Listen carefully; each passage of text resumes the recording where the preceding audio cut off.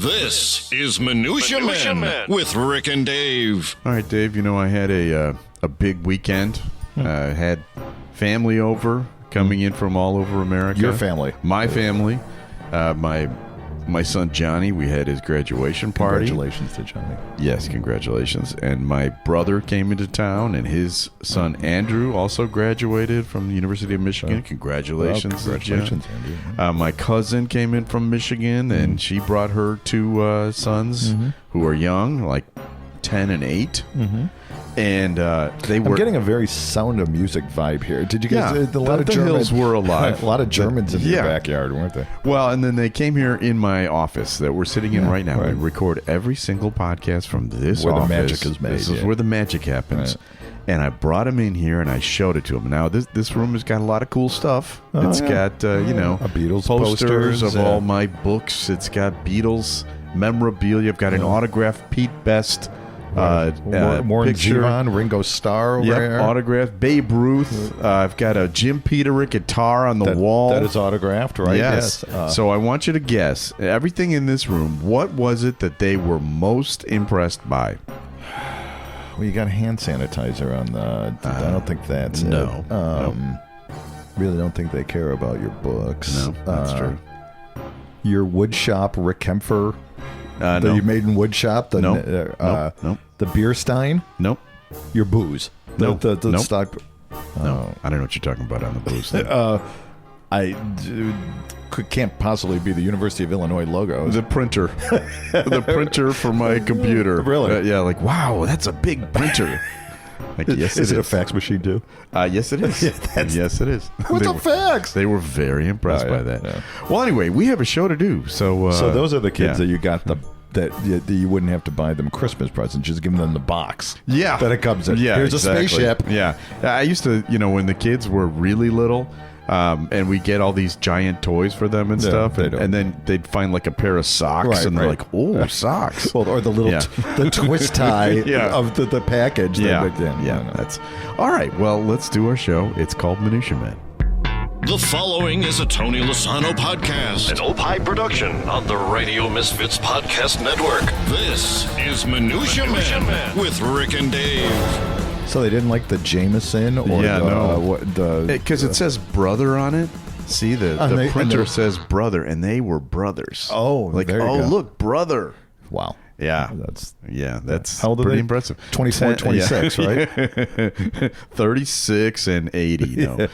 Yes, that was my weekend. Well, and by the way, hot.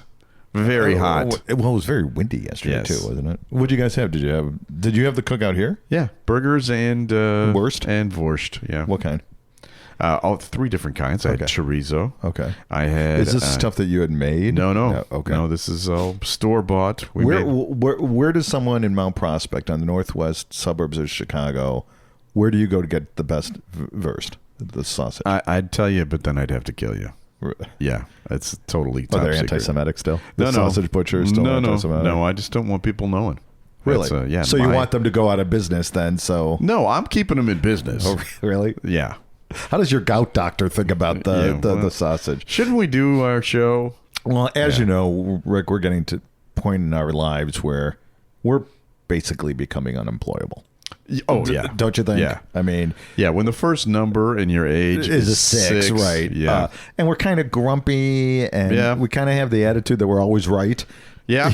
We got that one. Well, because... not a good recipe for being a good employee, but I think I have found a career that you and I, even at our age, would excel at. Okay. And this story comes out of California. A restaurant must pay workers after hiring a fake priest to extract confessions from employees. We could be the best fake priests ever. Totally. A restaurant in California has been ordered to pay $140,000 to employees after it hired a priest to extract workers' confessions in what federal investigators are calling the most shameless acts of corruption an employer has ever taken against its staff. Or genius. or genius. The U.S. Department of Labor said an employee testified that the owner, Shay not is it CH? Is it Che? I don't know. Garibaldi, who operates 2 locations of the Taqueria Garibaldi in Northern California, hired a fake priest, made all of his employees go to confession. I assume, I don't know if they were Jews. Whatever. It's just you go into this room. I don't know if they set the thing up or whatever. 7 days since my last confession. All right. What about hamburger products? Right. Yeah. It's like, we're missing 3 envelopes. Did you take it? So they bring him into this thing, and they were asking, have you been late for work? Have you stolen money? And they would, and the priest would say things like, we have connections with the immigration. Wow. Yeah, this is really bad. Wow. So the Catholic Diocese of Sacramento confirmed that it was just complete bullshit. Yeah. The fake priest, Sheldon Glickstein. we don't know what the name Mohammed. is. Right. So Garibaldi, and like I said, so I think we could be great fake priests. Yeah. Don't you? Yeah. I've always wanted to wear the collar. Yeah. It's a good look. So, have you bought shirts lately since you became fat? Yeah. I still buy shirts thinking I'm a 15-inch neck. Yeah. I am not a 15-inch neck. No. And I will not cop to it. I'm still going to buy the damn shirts. Yeah. So, I found a couple of great priest jokes, if you want to hear them. Oh, fantastic. Wait, let me duck for cover. Okay. All right. A boy goes to confession and tells the priest, "Father, I'm afraid I've been with a loose girl." Okay, son. What was the girl's name? "Oh, I can't say." "Was it Mary Jane?" "No, Father." "Adelina Mazzarelli?" "No, my lips are sealed." It's the oldest joke ever. "How about Cindy King?" "I can never say." "Oh, come on, boy. I'll find out soon enough." "It was Tina King, wasn't it?" "No. It has to be Tracy Cummings, though." "Father, I will never tell you." "Okay, fine. But for your sin, you can't be an altar boy for 4 months." "Okay, Father." The boy leaves and his friend asks, "So what'd you get?" The boy responds, 5 good leads and a 4-month vacation. That's the oldest joke ever. I got another one. An elderly man goes into confession and says to the priest, "Father, I'm 80 years old, married. I have 4 kids, 11 healthy grandchildren, and last night I had an affair with 2 18-year-old girls. I made love with both of them, each twice." The priest said, "Well, my son, when was the last time you were in confession?" "Never, Father. I'm Jewish." "So then why are you telling me?" "I'm telling everybody." There you go. Okay. I don't think those were not lightning bolt worthy ones, right? No, those are fine. I have a story for you. I'm kind of a obituary / eulogy expert. Well, is this part of your the services that you provide when you do the eulogies? You can write obituaries too? Well, I can write. And I write eulogies. Dude, this is a one-stop shop. I could make a fortune. Are your services a la carte? They could be. But anyway, I don't think I'll ever top this one that I just found. It's gone viral from Somerset, Kentucky. It's the obituary of a man named James Lovelace, who was 60 years old, our age, Dave. He smoked 9 packs a day, right? Probably. Yeah. Why has it gone viral? Well, it appears that his own family hated him, and I think you'll get the gist of it while you hear this. Born and raised in Kentucky in 1963, a state that has recently been leaning toward more liberal values, we might add, Jamie, a divorcee, father, grandfather, and proud owner of a few lots in the trailer park, had enough and up and died on us on June 14th in order to avoid another presidential stolen election mishap in the near future. Yeah. As a gluttonous eater of fried foods and snack cakes, as well as the occasional chili cheese dog, James tried in vain to give up the ghost by clogging his arteries and having a stroke in 2015. His twin boys, Rocky and Rodney, had other plans and made him go to the hospital. While waiting in the ER at the hospital, he was heard saying, "Let's make a break for it," only to be heard by one of the hospital staff and forced to go through the procedure. And he had to go through it anyway. Here's my favorite part.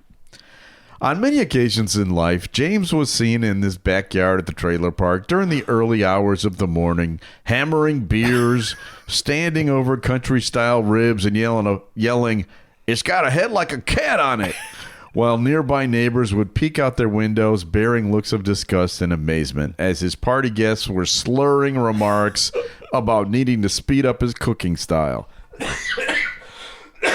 Excuse me. You all right there? Yeah. We've been here since 5 o'clock, they would say. I got work in the morning. We don't know if he was married, but he definitely was a ladies' man. There was Kathy, Mary Lou, Tammy, Deborah, Carrie, Tina. It's the bones, he told us when he proudly pointed to his skinny, pasty white legs. Women love a good shin. We think he might have some females waiting for him on the other side. Jamie loved his family more than anything else in the world. Oh. Except ice-cold bush, room temperature bush, T-bones, New York strip, prime rib, shrimp, swimming, poker, hatchback Mustang GTs, tank tops, Kentucky men's basketball, and his personal copy of Eddie Murphy's Raw. He leaves behind his second favorite son, Rocky, who I'm guessing wrote this. His favorite son, Rodney, a younger brother, Joey, and unofficial daughter, Melissa, of the trailer park, as well as a pair of old boxers, which have Budweiser, the king of rears, printed on the design. He will be moderately missed. There's no doubt he was a listener of our podcast. Big fan. Big fan of ours. Well, rest in peace. Rest in peace. What was the name? Rodney? James Loveless. James. Rodney was the kid. Yeah. Hey, we got a review. All right. Do yourself a favor and listen to the show on your commute. Timely, topical, and terrific. The 3 T's. Oh. This is Woody Molly via Apple Podcasts. Okay. If you like Minutia Men, be sure to check out some of the other programs on the Radio Misfits Podcast Network. I can personally recommend 2. Mm-hmm. There's one called Minutia Men Celebrity Interview. Mm-hmm. I hear those guys are great. That's a great show. Yeah. Also, there's one called Free Kicks. I finished the last season of Ted Lasso. Oh, it was good. Yeah, it was really good. Yeah. It was a nice ending. It's a soul cleanser, isn't it? Yeah, it was a nice ending. Anyway, check out the Radio Misfits Podcast Network, or you can go to opishows.com to find out for what else is out there. And it's time for another feature. Time now for Studio Walls. And the words of the prophets were written on the studio walls. Rick and Dave. So this is the part of the show where we dip into the archives and we play some classic interviews that we've done, among other things. And this week is Mike Tyson's birthday, Dave. He's got to be our age, right? He's around our age. He was mentioned once on the show, actually mentioned a couple of times, but most memorably in an interview we did with Dan Frischman. You remember Dan? Sure. He played Arvin. He played Arvid on the show Head of the Class. And he had some funny stories for us. But if you remember, one of the characters on that show was played by Robin Givens, who at one time was Mike Tyson's wife. Yes, and he told us that story. So that's the other one I was going to ask you about, because Robin Givens was one of the stars of the show, and it wasn't during the show that she married Mike Tyson while she was on that show. Yeah, absolutely, and that brought us quite a bit of free publicity. Yeah. Right. No one had any problem with that, and Mike came to visit the set quite often. And he tipped over the buffet, right? He got mad at Robin. No, not really. He and Howard got into a fist fight. Right. Come on, give us something. Good God, man. Okay, this is something. I remember when I first met him, he came on the set and everybody was like really impressed. And he shook my hand, my hand disappeared into his hand. Yeah. And this big barrel of a guy says, "How you doing, Ovid? It's really nice to meet you. I think you're very funny," and which was great. And then I didn't have much to say to him because he'd hang out a lot, but we'd say hello. And there was one episode where my character was having a relationship problem, and he actually came up to me. And he said, "Arvid, can I talk?" He was calling me Arvid, which, by the way, was fine with me because I had no choice. Yeah, right. You mean you didn't poke your finger in his chest and go, "Listen, pal, it's Dan. What can't you?" I am Dan Frischman, and that's Mr. Dan. So, to you. So we went over to the craft service table, and he says, "Arvid, I want to talk to you because me and Robin, we argue a lot, and we argue all the time, and I don't know what to do about it." And I realized that the heavyweight boxing champion of the world is asking me for a relationship. In fact, he's not even asking me. He's asking Arvid, the character who never even copped a field. And so he's like, a character who's 14 years old. Supposedly. Right. Oh, my God. That is the funniest story I've ever heard. Well, I didn't know what to say to him, really, because I really wanted to be serious because he was like, right there. Sure. And I said, I think it's good to argue. I think it gets everything out in the open, and so obviously I'm responsible for everything that happened after that. So okay. So you're taking the blame. So you're the responsible. I'm the responsible party. The ear biting. Boy, you have there's just debris in your way. You're like Germany in the 40s. You are just a wake of terror. There he is. He was a good guy. Dan Frischman, yeah, and he's working on a book supposedly. So maybe we'll hook up again sometime in the future. We have another feature that we only run occasionally, and that's when it kind of intersects with what we have going on in the show. Can you guess what I'm going to do here, Dave? You do the email thing? Yes. Can you guess why we are not doing it immediately? Because every time we do a show, you forget that the process of doing the show. I'm trying to talk and look for it at the same time. It's not as easy. Well, it's not like doing the process. It's not like you can do it in a... Let me, sit down. All right, let me just tell you how this works. Okay, take it easy, Mike Tyson. Man! All right, here's the email. Time now for Rick and Dave to open up that e-bag of email. All right, and I want to say that I'm opening up a bag of email that is going to rip me. Okay, good. All right, so you're going to like it, despite how long it took me to get that jingle on. All right, here it is. It's from Andy. Thought I would warn you that you're about to get dozens and dozens of emails, and he's not wrong. Well, what do we do? Telling you that Peter Mayhew did not play Darth Vader. Oh, he was Chewbacca. Oh, shit. Really? And that, you remember last week we read an email from a listener who met Peter Mayhew. Right. And I said it was Darth Vader. Right. It didn't say that in the email. I put that in there because I was explaining it to you because I thought you wouldn't know who Peter Mayhew was. I gotcha. And in so doing, you goofed. I goofed. Okay. I fucked up. Okay. But here's the funny part. At the end, he says, anyway, love the show, blah, blah, blah.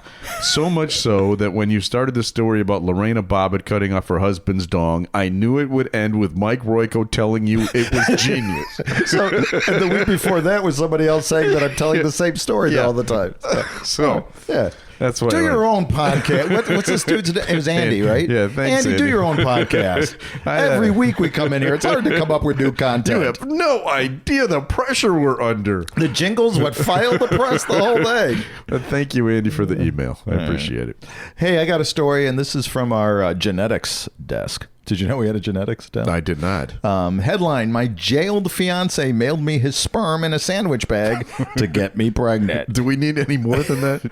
That's pretty much it. Virginia woman says she tried to conceive a baby with her incarcerated fiance after he sent his sperm in a plastic sandwich baggie from behind bars. The TikToker named Nisha revealed the shocking male tale in a viral video, which has clocked up to more 5 million views and probably about 10 million eye rolls, I think, too. Uh-huh. So Nisha's felon fiance, Twino, or is it Twino? I don't know, is locked up for unidentified offenses and is set to be released within a year. But they wanted to have a baby before he got out. Who can wait that long? I want the baby when I come out, not a year later. Who's got the time? Yeah. So what they did is, and she did this on her TikTok or her social media, she did a play-by-play of what happened. So he ends up sending her sperm in a bag. She tries to impregnate herself with it. She didn't show that. A baster? Like a turkey baster? I guess. I don't know. And then she actually received a positive pregnancy test. Oh. And then it turned out that it was false positive. Oh. So it was a roller coaster. It was... the poor woman. But I got a question here. Yeah. What kind of baggie did they use? Was it the... I mean, you've seen... There's a lot of different types of sandwich bags. Sure. You got the cheap ones from dollar store that just has that one flap that opens up, right? Yeah. Or is it the really nice plastic one with the zipper ones? Yeah. Right. I don't know. And how much was it? I mean, was quart, it a gallon? I don't know what it was. Like when you were getting tested. Okay, that's my story. Then. Okay. All right. Well, you are just like our listeners that are going to know that I'm going to tell a story that I've told before. Here comes Dave's sperm story. So this story reminds me of a story of my own supply chain. It's the greatest hits. Semen sperm story about 20 years ago. Yeah. So I have told the story, but it wasn't within the last. Well, you've told me the story. Oh, I haven't told it on the air. You probably have, but go ahead. Okay. It's a good one. So when Michelle and I, we were trying to have kids. Right. I don't know why, but we were. Yeah. And we had some issues when we, so during the process from time to time, I was called on to gallantly supply specimen. Right. To the, so they can look at it Analyze. and research it. Yes. Analyze is the Yes. word. Now, when I went to the fertility clinic. Yeah. And what kind of baggie were you using? Well, now hold on. That's coming. Okay, I'm sorry. So when I went to the fertility clinic to distribute my people, it was really nice. Yeah. I mean, they had a nice little room set up. Sure. They had magazines. Now, I had the HMO and not the PPO, so I had the crappy magazines. Yeah, you had I had the Jugs. I had the ones from like 1950s that are in black and white, and they're not really even. Yeah, they're all nudist photos playing volleyball. Yeah, right. But if I had the PPO, I would have had the better ones. So that was fine. Okay. But there was one instance that they told me to go to the hospital to give the sperm sample. Right. I do not remember if it was a time crunch thing. Yeah. And I didn't want to deal with the traffic going all the way to Highland Park. Park. Emergency of some kind. Right.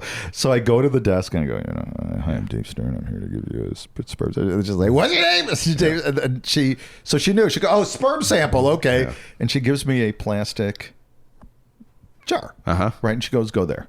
And she points to a bathroom. Yeah. And I was thinking, I'm like, all right. So I go walk into the bathroom and it's just a bathroom. Yeah. It's not like there's no couches. There's no mood music. Yeah. There's nothing. So I'm like, literally, what do I do? Well, you know what you're supposed to do. Well, I had to do it. Yeah. So like 4 hours later, I come out. Yeah, 30 seconds later. No, that usually it's 30 seconds. This one, I really had to get into the mood. Yeah. So after I was done, she told me you're going to see like a little cubby hole in there to put your specimen in. So I open up the little drawer and there's like 3 or 4 other jars there, like with urine samples and perhaps other sperm samples, whatever. I'm like, so I apologized to my little guys and said, I'm sorry. Yeah. And I put it in next to so that was my sperm story. Well, Never did it in a bag. Okay. Well, I appreciate that because that one you gave me a little variation. There were some variations on the story. I don't know if you noticed, when I tell the story, I start embellishing them a little bit. You know? So it's a shell. I mean, this shell of what it once was. Right. Well, much better. But yeah.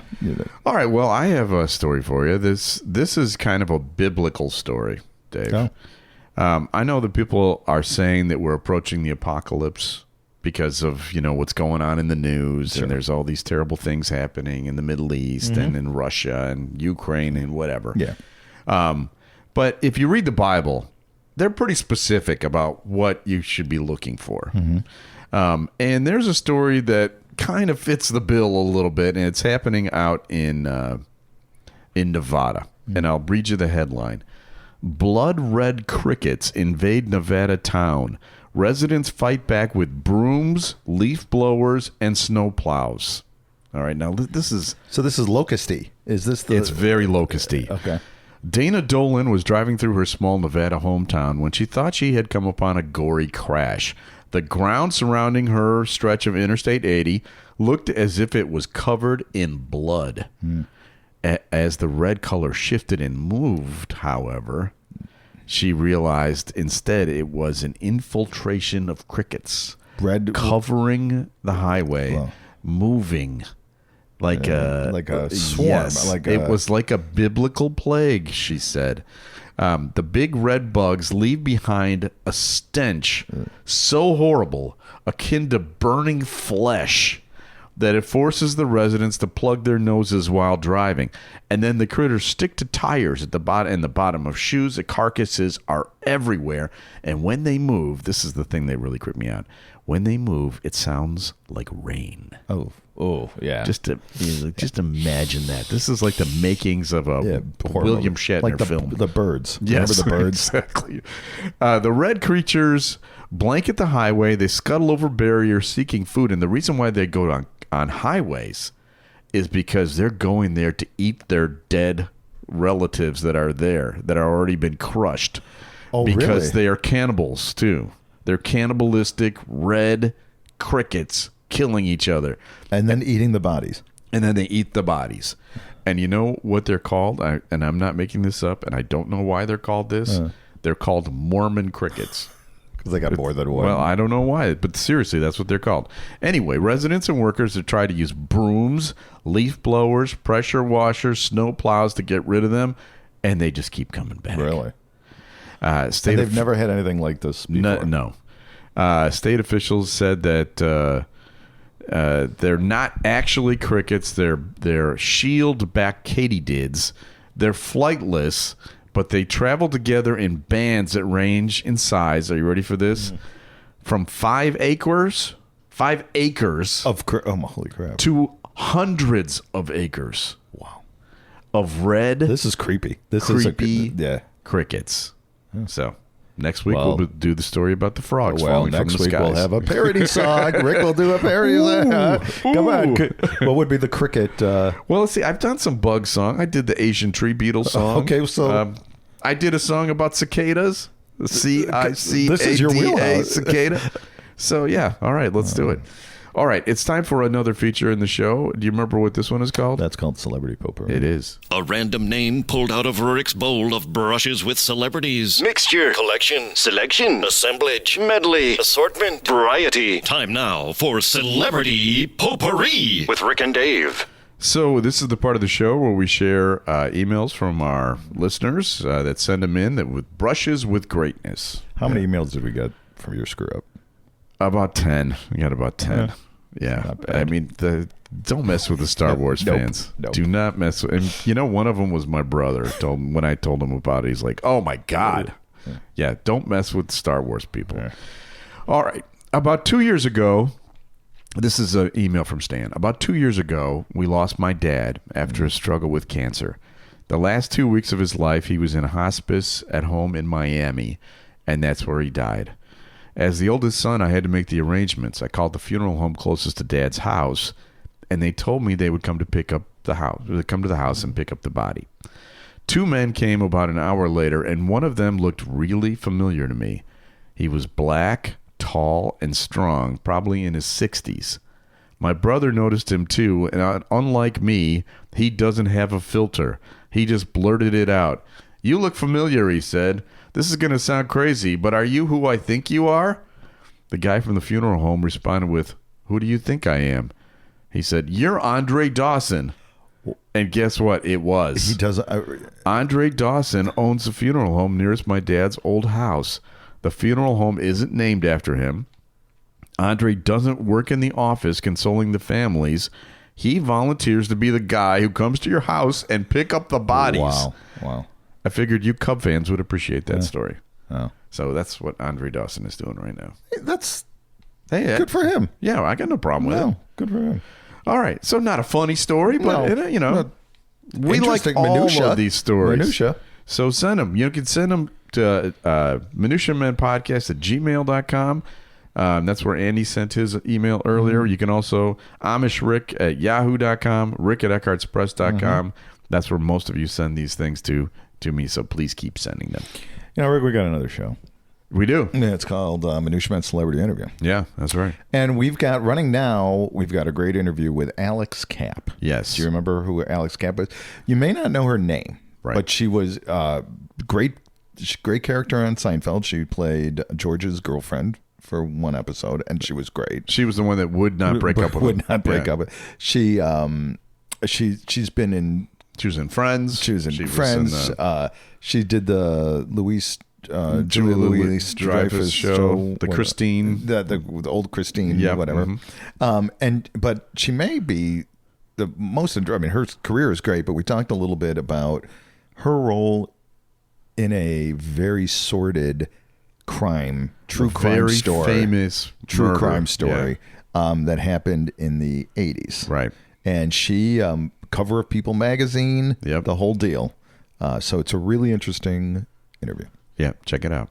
And we got coming up shortly, can I give you even a bigger tease? Oh, well, yeah, sure. In a couple of weeks, we're going to have Mitch Weissman on, and he played Paul McCartney in the original Beatlemania on Broadway. Yes, I'm looking forward to that one. That's going to be a fun interview. Yeah, so now we're going to be taking a little bit of time off here from Minutia Men because I have to finish up a book project that I'm working on. That he had 3 years to work on. Yeah, it's not true. But I have been working on it pretty diligently. How many books have you written? I'm in the process of writing one. Yeah, all right. How many have you written? This will be my third. Okay, I've written 8. Okay, so yeah, let's say I know a little bit about how to do this. Anyway, I need some time. You'd think you'd be quicker on it. Dave is going to be doing everyone that listens to this podcast a giant favor. He is going to go through the Minutia Men archives, and instead of just abandoning you for a couple of weeks, which would not be cool, we are going to go back and find what Dave is going to call our greatest hits ever. Okay. His favorite episodes of Minutia Men ever. And there are over 300 to choose from, Dave. I'm diligently doing that right and now. So whatever ones that come up next week, that is Dave's choice. He's picked it. So I'm guessing there's going to be a lot of Dave features in these stories. Right. So it's like if you're doing a Paul McCartney, John Lennon, mostly Paul songs are going to be. Yeah, I'm going to do mostly the Paul songs. Okay. But yeah, it should be fun, and looking forward. We'll find out what Dave has in Don't know what for us. that's going to be, but He'll be working with our executive producer, Tony Lasana, with opishows.com, who we should thank. Opie is hippo backwards, OPPIHshows.com. These shows will continue to be distributed by Ed Silla of Radio Misfits. Great Talk Radio isn't dead. It just moved to a better place, RadioMisfits.com. And we'll be back soon with a brand new episode of Minutia. The preceding was a presentation of Opie Productions. Find our other great shows wherever you find podcasts, including opishows.com. Thank you. This has been a presentation of Opie Productions. Tony, can you shut up?